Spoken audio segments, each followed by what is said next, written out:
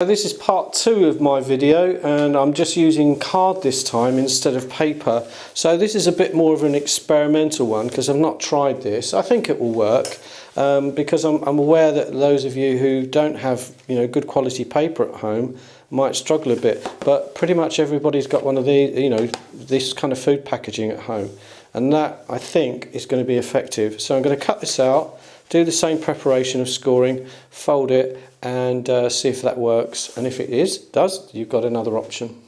This bit here is for those of you who struggle with cutting out, so I'm going to try and give you a few tips. So what I would do is just generally cut the whole thing out quickly, because this gets in the way, so I can get rid of that now. Now I've got something that I can hold a lot more easily, and I can move it around and get into those awkward areas. So I can cut round all these bits, those little tassels there. So now I can just follow my scissors. Now it's a bit of an awkward cut there, so I would stop and go around the other way now. So you don't want to try and force it. So this is a way to cut out if you're struggling. Okay, there. Now I'm just going to cut into that bit. It'd be difficult there, so I'm going to get that bit so I can chop into different areas and just get into those awkward bits a bit more easily now. So I could maybe come in here, get rid of that bit. Now I can leave that till later. I can come around here now, cut there. That's an awkward cut there, so I would stop and then come in at that angle like that, and then I can get rid of that bit.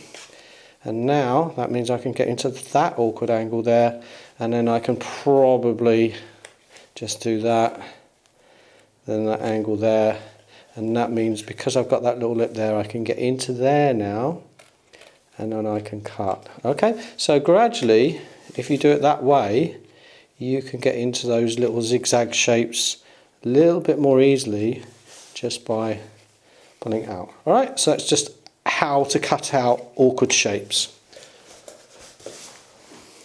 Okay, so you can see from here that I've cut out my cardboard figure, and actually it worked pretty well.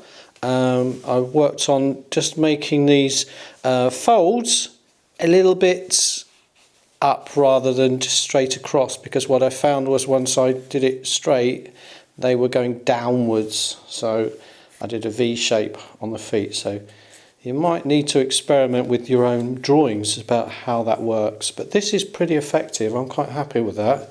So all I'm going to do now is use a bit of my glue. I've already cut out a bit of the card. This is just the ordinary grey card, as you can see, but because I've added some paints and colours into it, it works quite well. Probably would take felt pens very well, but have a go. Even colouring pencils I think would work pretty effectively. So again, making sure that that's quite a V shape when I stick that down, so that the figure stands up and doesn't fall over. Just press that down. Again, you can use PVA glue. That will work very well. It doesn't come off once it's dry. Okay, so it's actually a better glue once it's dried than Pritt Stick or the other kind of school glue sticks, but it doesn't take a while to dry, and it's water based. Alright, so that's pretty effective again.